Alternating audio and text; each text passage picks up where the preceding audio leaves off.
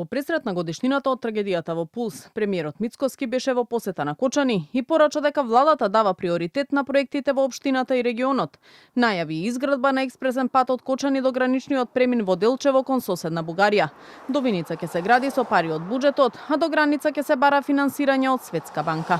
Во одговор на новинарско прашање посочи дека македонските институции добро се справиле со несреќата во споредба со Швајцарија по сличната трагедија во Кран Монтана. Се разбира кога да доаѓам тука во Кочани, не можам да не се сетам на 16 март од минатата година.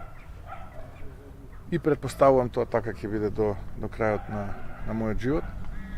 Но секогаш се радувам кога можам да дојдам за убави работи одека во Кочани и да отпочнеме нешто ново кое што ќе даде дополнителна енергија на градот. За жал, не постои начин како да ги вратиме тие кои што за жал не се повеќе со нас.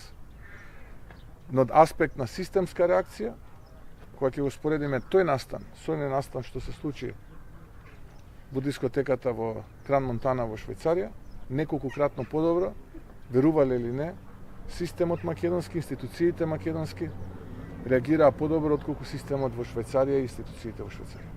Кочанскиот градоначалник Владко Грозданов порача дека е во постојана комуникација со семејствата на жртвите и повредените во трагедијата и дека општината се обидува да им помогне најмногу што може. Вели новите инфраструктурни проекти чија реализација стартуваше денес се во насока на подобрување на целокупниот лик на градот. Влезниот булевар, мостот на Кочанска река, довршување на водоводниот систем, како и реконструкции на улици и градскиот плоштад. Јас сум во постојана комуникација со сите кои се засегнати во оваа трагедија, почнувајќи од родителите на починатите деца, Сдруженијето 16 март, така и со родителите и самите повредени деца. Правам се што е во моја можност. Отворен сум за секаква соработка.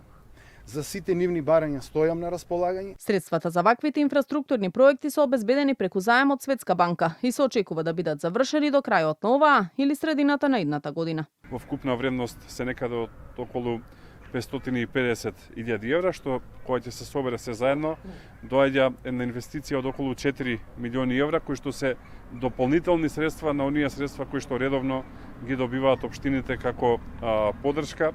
Во наредните денови во спомен на загинатите во Кочанската трагедија ќе се одржат низа настани, мемориални турнири, планински марш, како и меѓународна конференција, институционални и клинички аспекти и решенија по пожарот во Кочани една година потоа.